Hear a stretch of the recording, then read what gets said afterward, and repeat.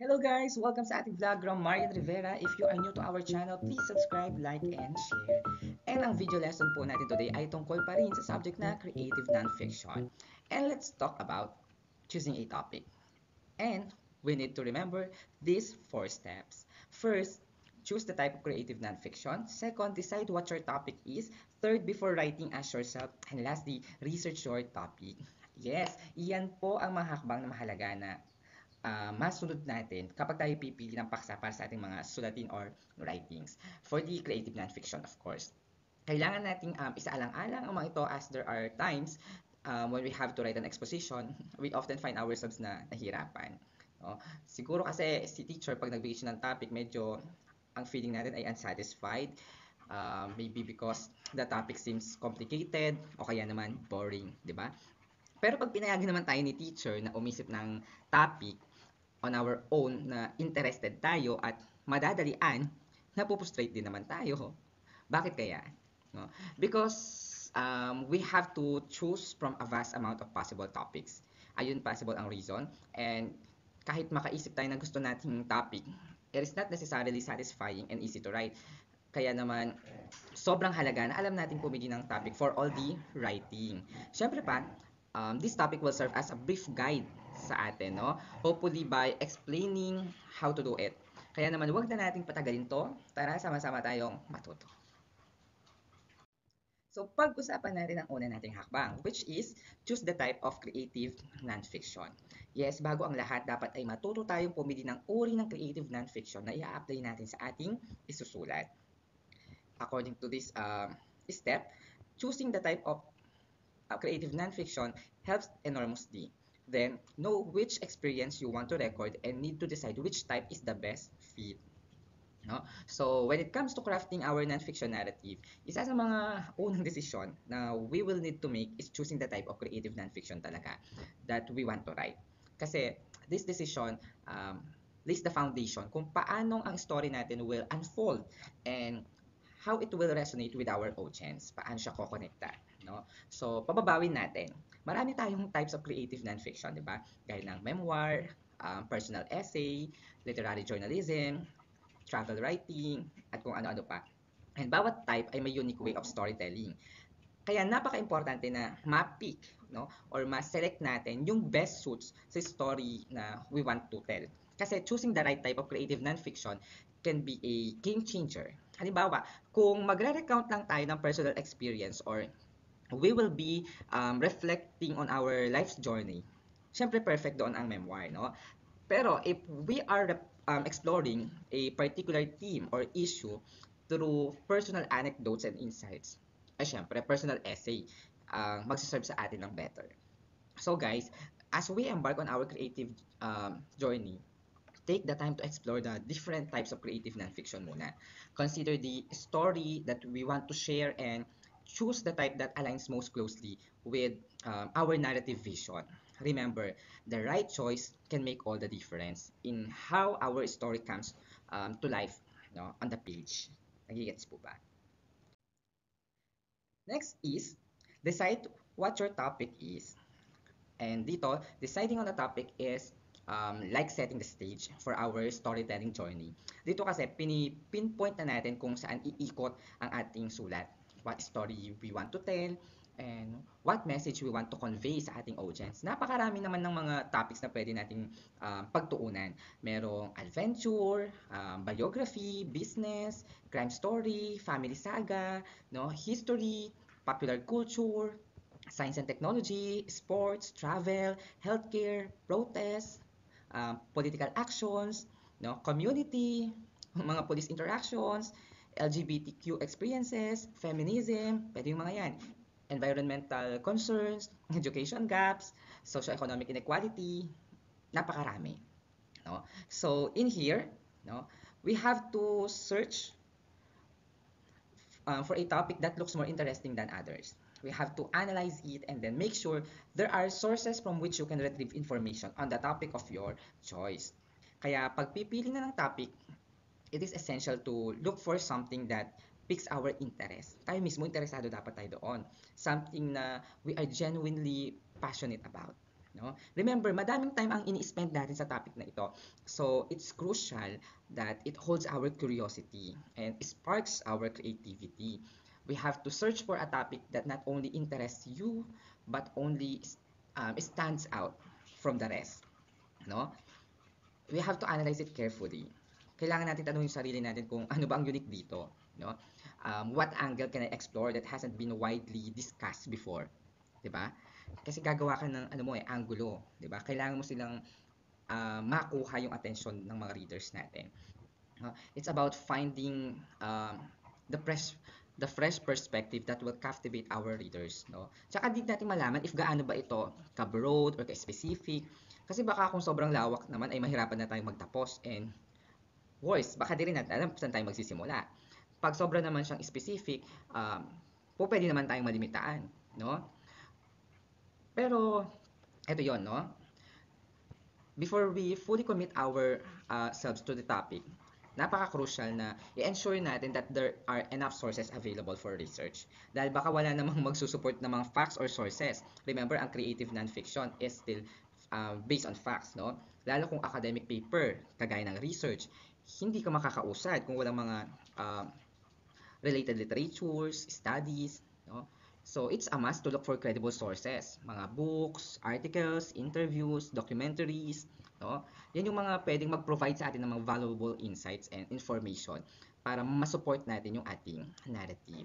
So, pakakatandaan po natin, guys, thorough research is the backbone of any compelling piece of nonfiction.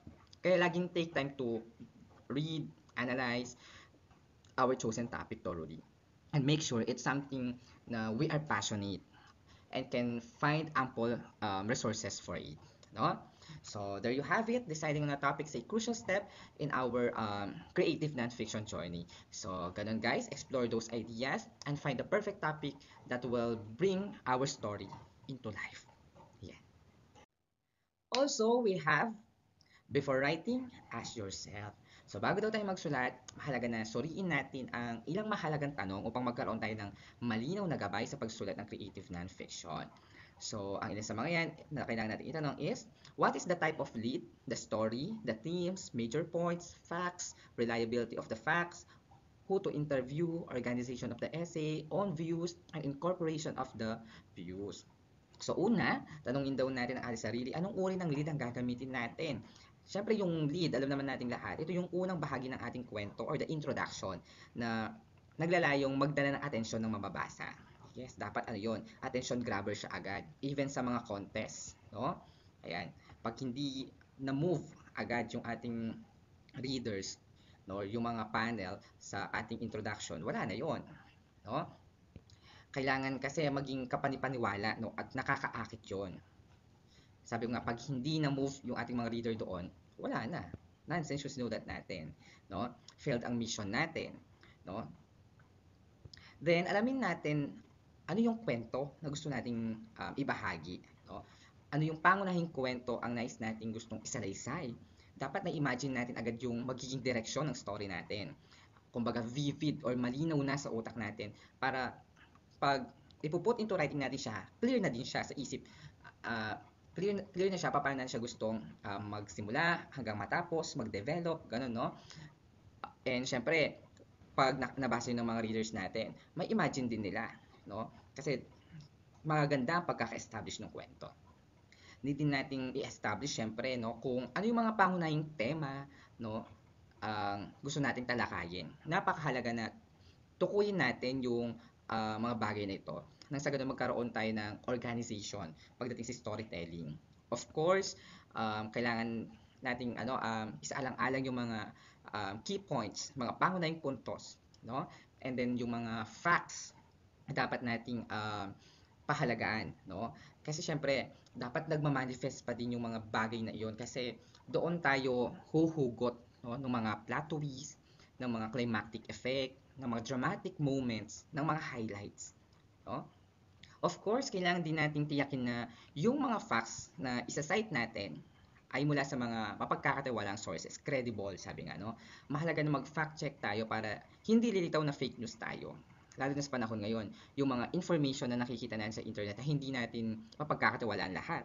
mindful dapat tayo only get verified sources. Kaya nga 'di ba, may mga prof tayo when we are writing the research, pinapaiwas nila yung Wikipedia and other unknown sources kasi yun daw ay mga editable, no? And of course, ang po pwede kasi maging effect nun is ma-mislead natin yung public. Kaya dapat tayo mismo, cautious tayo and careful. Then, alamin din natin kung sino yung mga taong dapat nating makapanayam or interviewin, no? Ang sa ganun, magkaroon tayo ng mas malalim pa na pag-unawa doon sa paksa. Of course, we need to talk to the experts, di ba? Because they know the best. And the first-hand info ang mga maibibigay nila sa atin. And syempre, take note, no? Yung mga interviews na yon ay maaring makapagdagdag ng mga new insights or mga bagong pananaw, kaalaman para sa pag-build up doon sa kwento, no? And of course, sa pag-organize naman ng ating salaysay, we should be mindful, no? Paano natin ito maayos, no? Paano siya magandang maipapakita? Ano yung mga structures ang gagamitin natin? Nang sa ganun maging um, mahusay yung pagkakahabi ng kwento, madali siyang sundan ng ating mga reader, di ba? Kaya din pumapasok yung tinatawag nating coherence and cohesion. Kasama din dyan yung pattern of idea development, yung mga storytelling technique, gaya ng flashback, chronological, foreshadowing, and kung ano-ano pa, di ba? Lastly, paano natin mai-incorporate, no, ang ating sariling mga pananaw sa kwento, no? Isa rin siyang aspeto na napakahalagang ma-address, no? Ang ating mga opinion ay maaring magdagdag ng personal na karanasan at damdamin sa ating binubuong kwento. Um, Kaya napakahalaga na mapahayag natin ng maayos yung mga ito at may respeto sa pananaw ng iba, no? So, ganun yun guys. Bago tayo magsulat, no, tandaan natin na napakahalaga ang maingat na paghahanda at pagsusuri sa ating mga um, sinusulat, no? Kailangan nating masatisfy yung mga questions or mga katanungan din natin, no? Sa ganitong paraan kasi mas magiging malinaw at effective yung pagsulat natin ng mismong creative nonfiction. So last is research your topic. Kailangan maging maalam tayo sa topic. So we need to do research. Sa pag-aaral ng ating paksa na napili, maraming hakbang ang maaari natin gawin upang ma-ensure natin na may sapat tayong kaalaman and information sa isusulat nating kwento.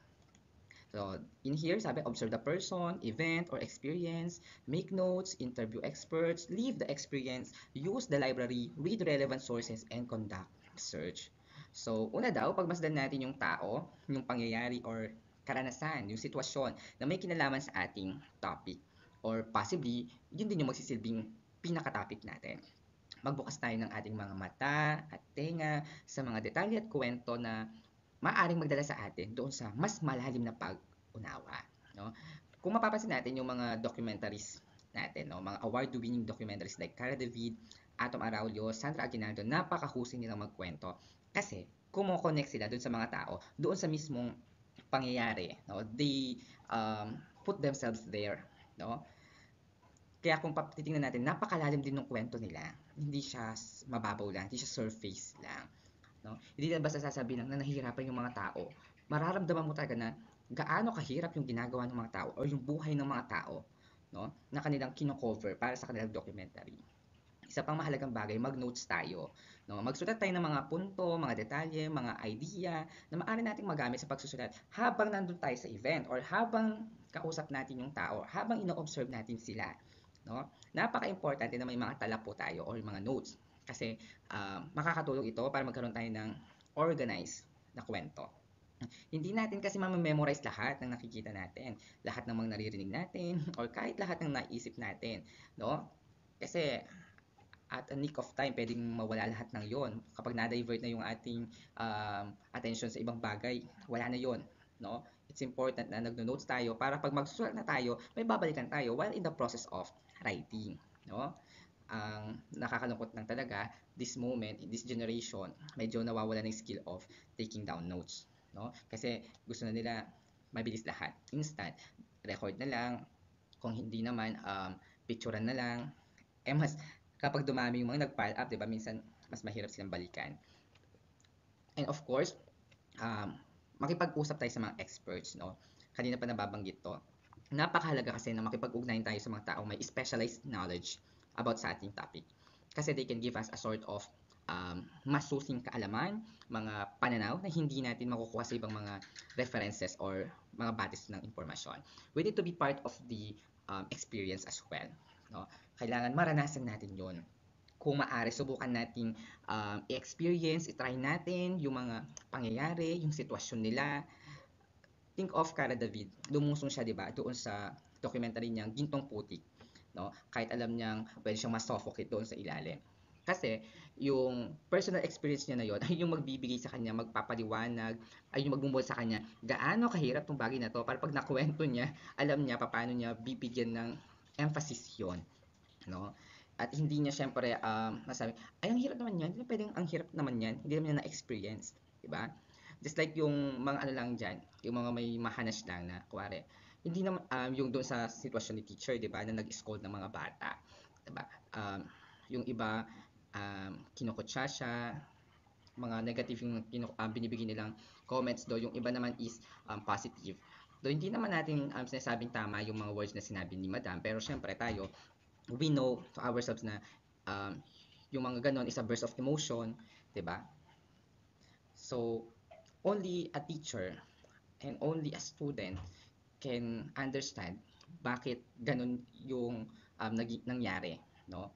Yung mga wala sa posisyon, hindi nila masasabi yon. Kaya tayo din, we should always put our selves on the shoe of others nang sa ganun, maging maganda yung kwento natin. No? Yung narration natin is hindi siya parang hinula lang, out of nowhere, no? Parang ano lang tayo, chasing the cloud, huwag tayong ganun, no?